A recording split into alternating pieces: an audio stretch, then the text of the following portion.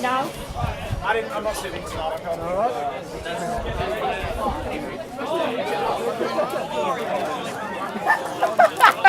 Bullshit.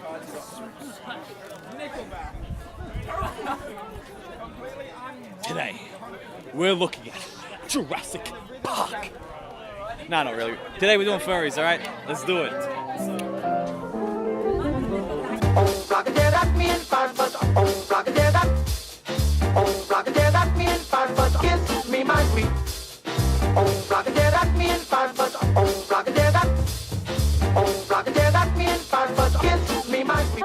Often subject to ridicule and misunderstood, there exists a large subculture that has been on the increase now for many years. The origin of this culture is widely debated, having evidence starting as early as the 1960s, though, regardless of age, this fandom is larger than ever in today's modern world. Would you be able to explain in your own words what a furry is?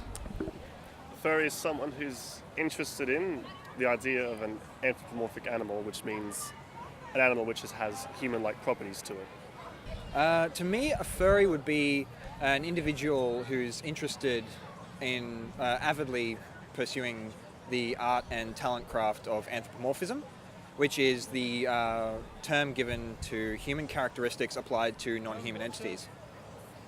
So things like cartoon characters and things like that. Could you please describe your sonar and their importance? They're simply a white humanoid dingo with a few angelic accessories.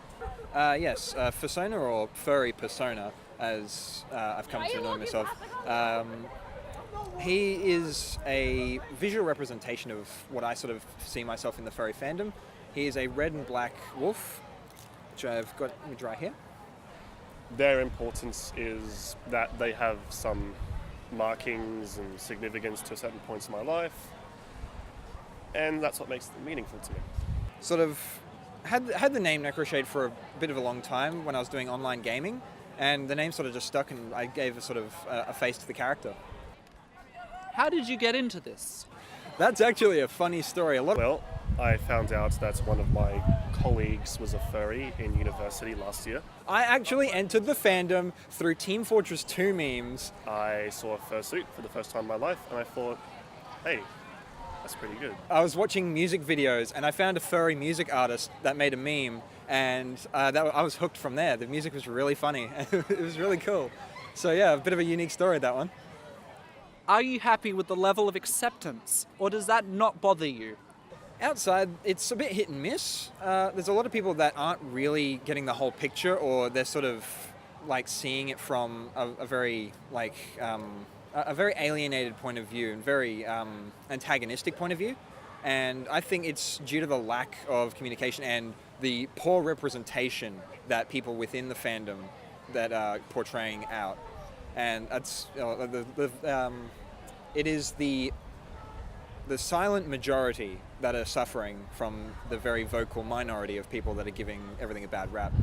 Well, as with all communities, there's in-groups and there's conflicting differences, and outside there's just that lack of understanding of what is this? This is outside the norm. This is something new and different and alien, and they're afraid of change and the unknown, and that's sort of a primal instinct that most humans have. And that's sort of one of the reasons why we're sort of on the back foot on the whole sort of social acceptance sort of thing. It's just good-natured fun. It's really a sort of way to express oneself artistically and passionately without sort of... The best analogy that I can really give is your favorite football team. Everyone has scarves and beanies and jackets and Guernseys and all those sorts of things for their favorite football team.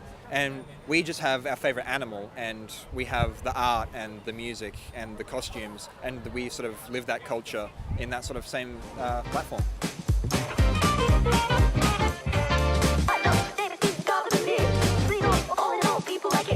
Wait, you mean this isn't a furry gathering?